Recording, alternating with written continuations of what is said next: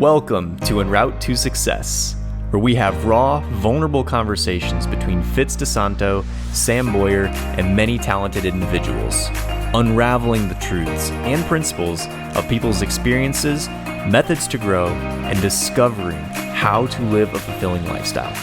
Buckle up, the journey begins now. Oh, I'm sure, and we are golden. All right.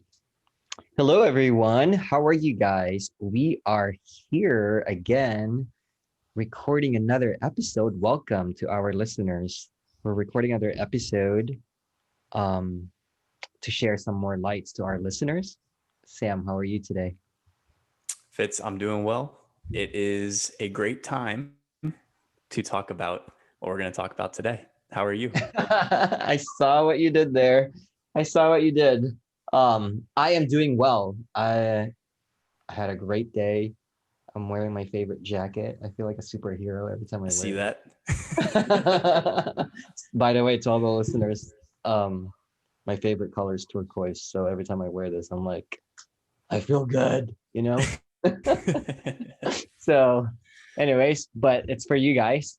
So what we're going to talk about, just like Sam mentioned, is the value of time. I know this can go in different directions, but I wanted to just when Sam and I were talking about it, we were talking how we're going to approach this.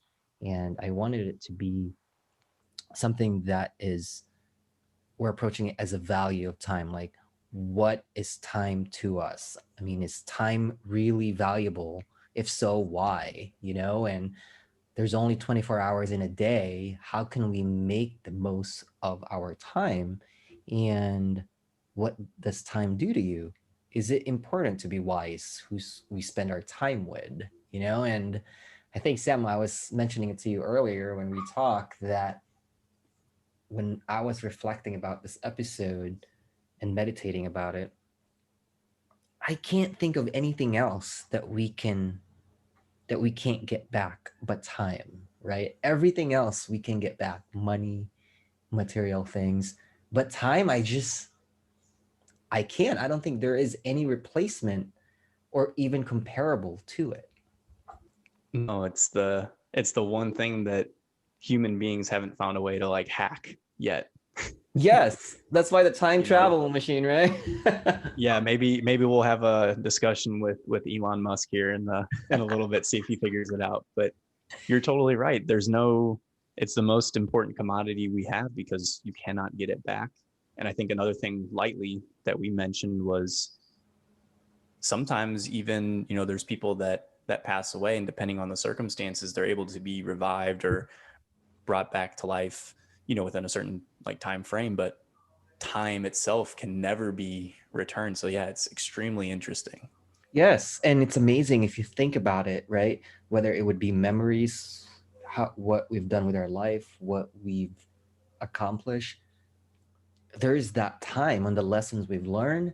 But if I only know what I've learned during that past time, I would be a totally different person, like, so it's something that we can't get back, So I think as we get older, as we have emotional maturity, as we have that maturity of who we are, we start getting a lot more wiser on what we can do with our time.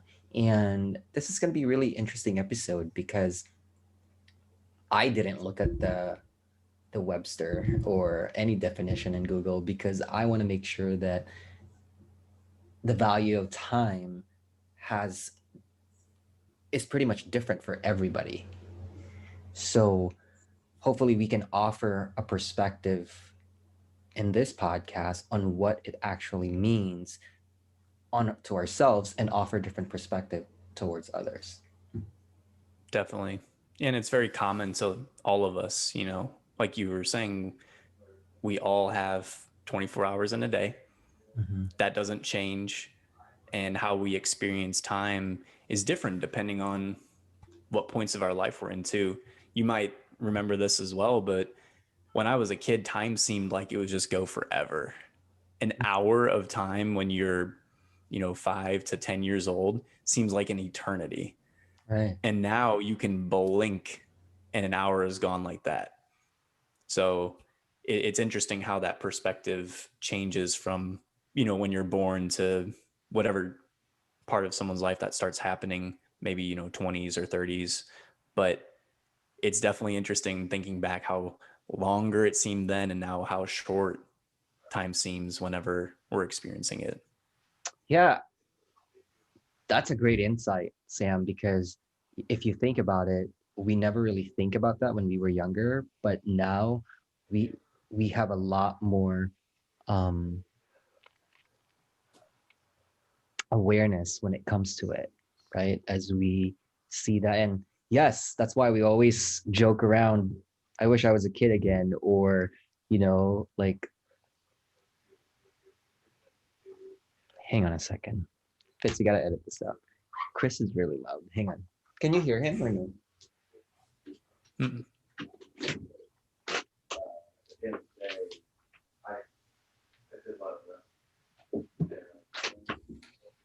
No, I didn't hear him at all. I could hear it. Anyways, all right. So where were we? Oh yeah, when we were kids, we're valuing the time. Okay. Oh, okay. So I was just saying that for me, what it means when we were kids, we didn't really value that time, or we didn't really look at the time as important as it is now.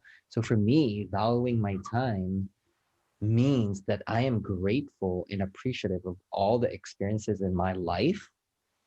And it also means that I'm doing what I want by design, not by default, right? And so when people say I don't have time, come on, you guys, all we got is time. It's up to you how you're gonna make that choices. So, and I'm gonna explain that a little further. And I love examples. So one of the examples that I have here that I want to share to our listeners is, if you're having to go somewhere and going on a flight, if you're buying a nonstop flight and save 2 hours, or get the flight with a stopover and save $90, right? So for me, I respect everybody's financial stages and level, but for me, I value my time that I don't want to have a stopover. Like, I want to have a direct flight as fast as I can, as much as I can, to see and experience the place I'm going to, and put in that time exploring the new place or wherever I'm going, or be with family or be with friends that I'm going to spend my time with, rather than sitting at the airport for extra 3-4 hours because I wanted to save that money. So time or money, time wins for me, So I'm very much the same mindset there, because unless the reasoning for maybe like a different mode of transportation would be, sure. like you take a car ride because it's a scenic route or something and you're Sure. investing your time and like seeing it along the way. But if that's not the purpose, then I'm totally with you, because you can always make more money in life, but you can't make more time. And I Yeah. think that we base so many decisions in life off of our time, maybe without even knowing it, because oftentimes we're strictly saying, for this many hours a week, you own me and I receive this much compensation in return for you owning these hours of my life. Yes. And that's just a really interesting scenario, because I forget exactly. I didn't study up on my history lesson before this, but whenever, whenever human beings started being compensated for their time, I think that was a major shift in like financial and industrial types of, history, because before it was like your lifestyle produced some type of good and that was the way you like traded, or you know bartered with other people. That's the word I was thinking of. And now it's very much heavily based in time. So it's just it's weird to think of how that's transitioned and how we spend so much time doing different things and investing it the ways that we do. Yes, and I have to tell you, and I'll be honest, when you mentioned the bartering, because I still do that, a lot of I times. know you do.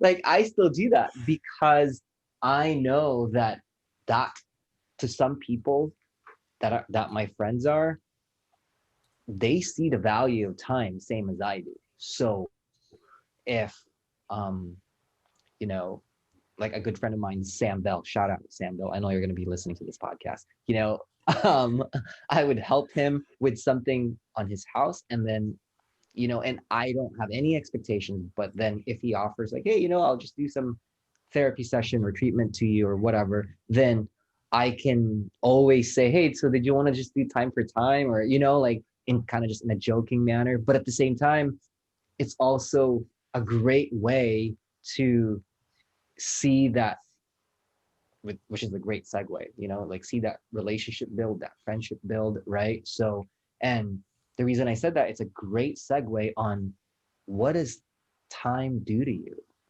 So Mm, I think this is going back to what we said in our introduction, how it changes you and how valuable the time is, because now we're not looking at it anymore as a regular kid, where as we mature and have that emotional maturity that we bring with us, we see times different. And I have to tell you, like for me, I'm very careful with my time. And as you know, Sam, right? Like I'm very, I won't say meticulous, but the time management, I am aware that there's only 24 hours in a day.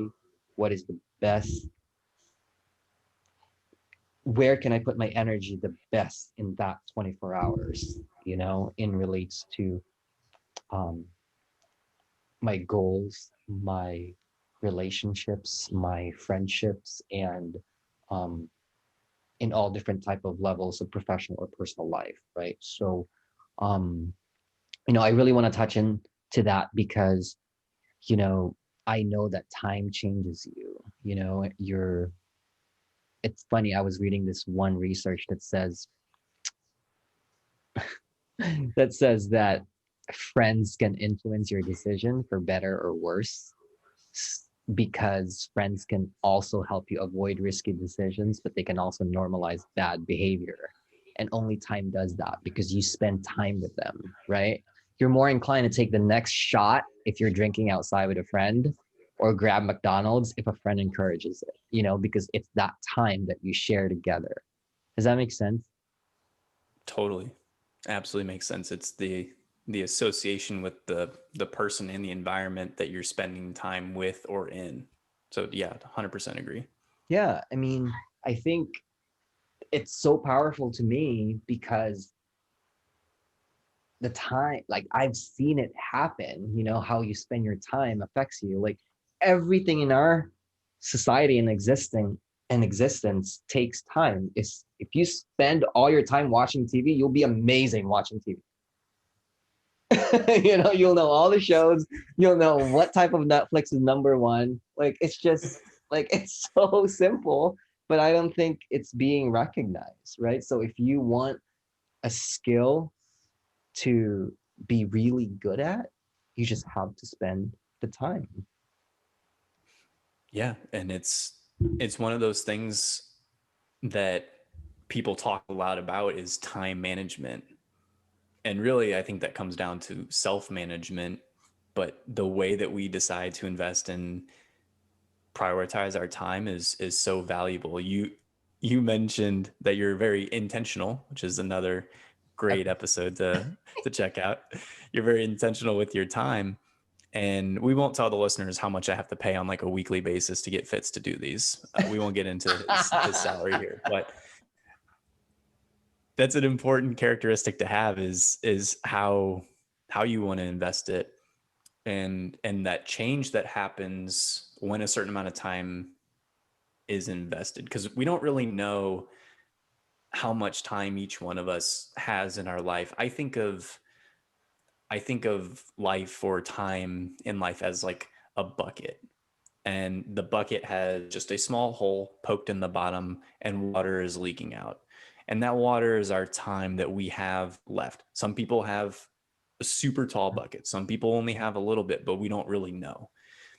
And the way that we choose to rotate the bucket on which seeds and parts of the garden in life and all those, whatever metaphor makes sense, that's where we're going to see those things grow. But we simply have a finite amount of water, a finite amount of time.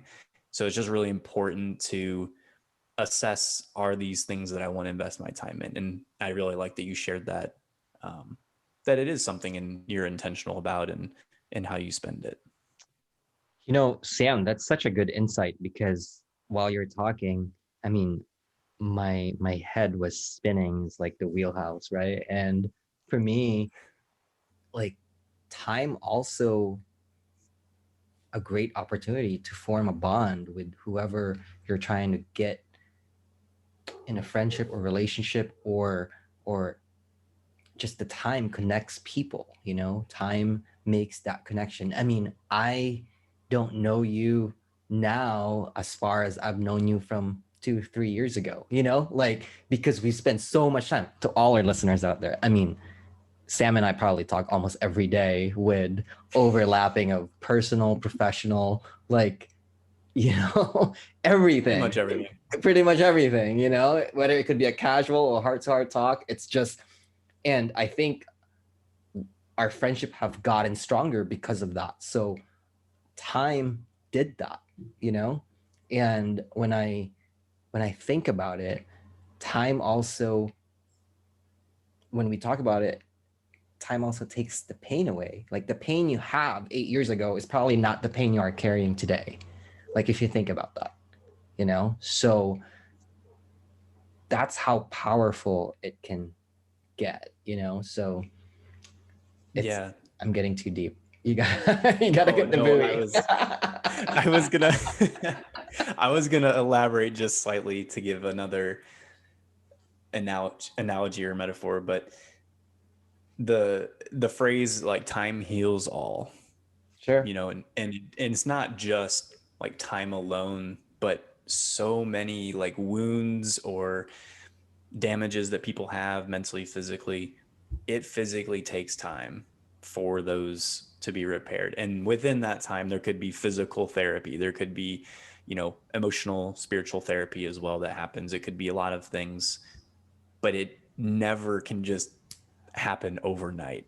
Sure. It always takes some amount of time, as well as on the flip side, someone who's a star athlete, they didn't just happen overnight. Even if they were super talented when they were born, it still took them time to grow into the Sure. athlete at 16, 18, 20, 30 years, whatever time they are excelling at. It took a lot of time for them to get there. So there's just like no way to avoid the change that time can allow someone to produce. Yes, you have to put in the time, right? So if you look at fitness, you can't just lose your weight, or you can't just gain weight, whatever your fitness goals are, overnight. You have to put in the time. And it's amazing how powerful that is. And as we wind down here, I wanted to ask you, Sam, this might be a good question to close out. Where do you spend your time the most that you see is valuable to you, right? For me, any amount of time that I can dedicate serving others and having that generosity, that's a time well spent. Obviously, I don't want to do that all day, because I do have my own time goals that I'm trying to meet. But for me, anything that I take the time on to help others is a very well spent time for me. That's why I say that I'm addicted to oxytocin, because it's like oxytocin, because I love that feeling, that whole rush, that whole investment, that when I see something, it makes me feel so good. So what do you think yours is and relates to that? which I think will be similar, but I'm gonna ask it anyway. Yeah, well, you already know my answer. This is more for everyone else, I guess, but very similar to yours. And it's interesting because didn't plan this out at all, but I'm reading a book by Sam Silverstein. I don't know how to pronounce his last name, but he actually talks about people finding their purpose. And oftentimes, until someone's mission or purpose aligns with helping others, Mhm. it won't fully ignite them to pursue it for their lifetime. Wow. And so for myself, what does the same thing for me is that fulfillment of helping other people in whatever way it is. Mhm. And Absolutely. I think a good example is I was getting home from an appointment 2 days ago, and one of the neighbors here at one of the places I'm staying at was loading up bricks into the back Sure. of this guy's truck who came to pick up some spares that he had sold to him. And like I just gotten back from getting a haircut, and I was chatting with them for a second. I saw they had a ton left to pick up, so I helped them out real quick. Sure. The next day, the neighbor came by and he was like jokingly, making fun of like only Sam would come back from an appointment, see that someone's doing something, and like, Mhm. physical outside and help them pick up some bricks. I didn't even think of it as, oh, I want some like joking recognition, in a small group of people to like get recognized for doing something like that. I thought of it as, hey, like there's a job that needs to be done. I've got some time on my hands. I came back early. Mhm. That was fulfilling for me just to help them out because they were like drenched in sweat. I could tell they've been working like the whole day. It took like 10 minutes of my time. Sure. Something simple like that is those little bits of how I feel fulfilled. So it's very similar to you. And no, my purpose in life is not to pick up Look bricks. at yeah. Go in construction and get all everybody's Right. help. I'll save that for my past landscaping days, but it's those types of things that definitely make me feel fulfilled and make me feel like I'm living on purpose, which is Mhm. the phrase that Sam talks about in this book. So we got too many Sams I'm talking about. I know, right? And that's such a good story. And I'm gonna go back to my point in oxytocin because, right, oxytocin is the feelings that you get, all the like how Simon Sinek said, it's all the rainbows and unicorns and it's just the most like lavish, touchy feeling thing, right? And Mhm. that's what I love about it is because with you just telling that makes me feel good, makes me want to do more, something like that. And then to all our listeners out there, like look how powerful that little time that you spent. It might not be a big deal to you, but to us, when we're listening to it and see it, I'm pretty sure that our other listeners would be like, okay, I want to do that too. I want to have that little bit of time. And that's the power of time and combined with oxytocin. So it's like, whew, it's like mind blown. And I love that magic that happens there. Right. So um and yeah, before we close out, Sam, do you have any closing thoughts that you want to address our listeners? I have one, but I'd like to hear yours as well. Yeah, just one quick thing that I've started to learn how to flip my perspective depending on how I'm feeling. Because some days we have a little bit more like motivation and inspiration inside of us, and Sure. other days you might feel a little bit down, and that's part of the human experience. But whenever I'm feeling down, or like time is moving too quickly, or I can't seem to get things going or motivated or whatever you want to call it, I think of, instead of thinking of the bucket analogy where I'm just like, oh, well, I'm watching the water come out of the bucket and build up like some Yes. anxiety around it. Instead, what I do is I think of a stopwatch, and the number is just counting up. Hmm. So I don't know what number it's counting to. I just know that time is moving, but there's no pressure or no need to build anxiety around it because it's just counting up. Sure.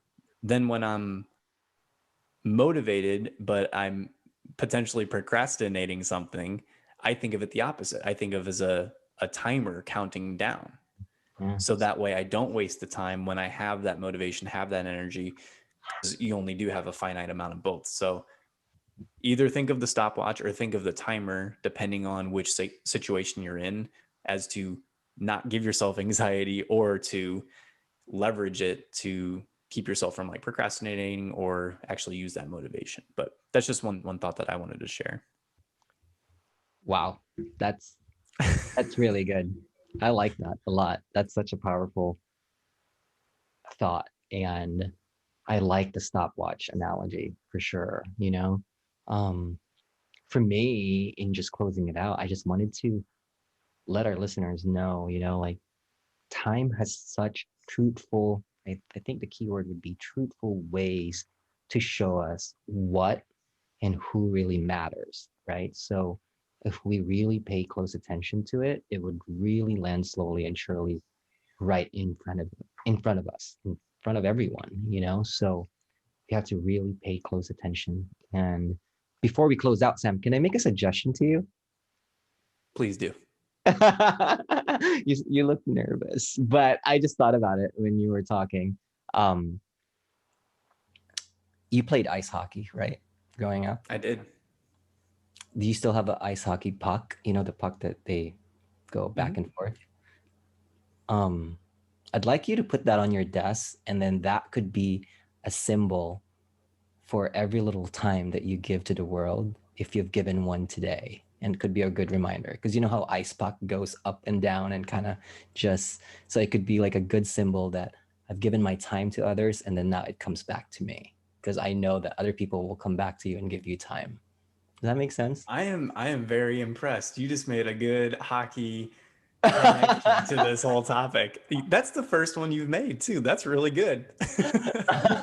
Yeah, I don't have it. You've seen my notes. I don't have it in my notes. I just thought about it because I thought it would be a good symbol for you to have, that you really love to do growing up, and it will be a good symbol of, as you give your time to others, you know that it comes back to you. So every time you look at that puck, you can always say, am I giving myself too much? Because I don't think it has come back yet.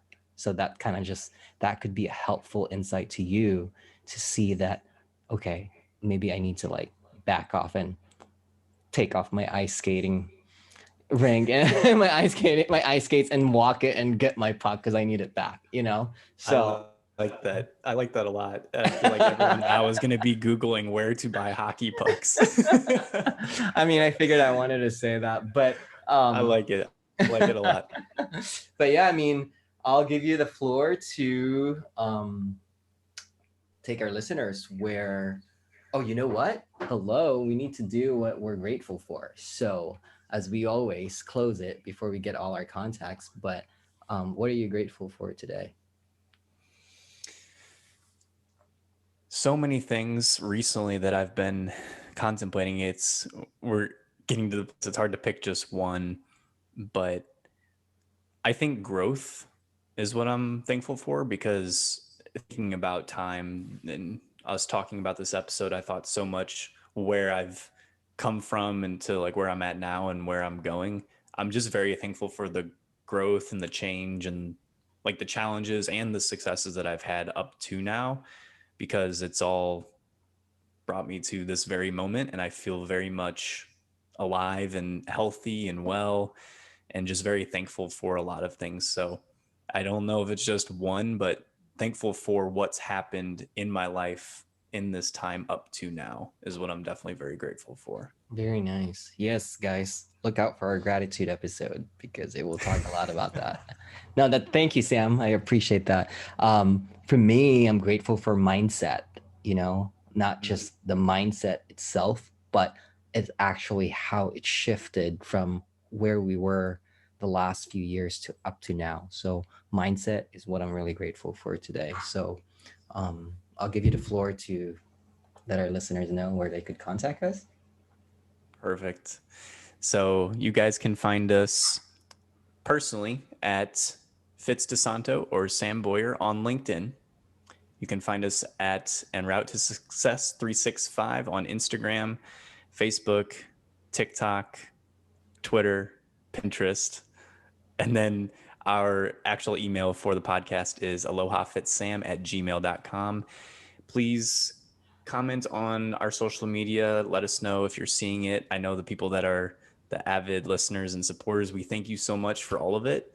And if you need us individually, please let us know anything that comes up or that you want to hear about. So Fitz, I'll give it back to you. Absolutely. I want to give a quick shout out to the Shellhorn family all the way from Germany. So Christina, Sebastian, Nicholas, and their newborn baby, Elias. So here's a prime example. They took the time all the way from Germany to be at my wedding. So that to me is very valuable. So thank you. I will never forget that as long as I live. And also a quick shout out to Jennifer and Nathan Simmons, who's also been avid listeners of our podcast. So, and that's all I have. All right, guys. Well, thank you guys for your time. I'm going to highlight that. And I will see you guys next time. We'll see you guys next time for another episode. Have a good day, guys. Take care.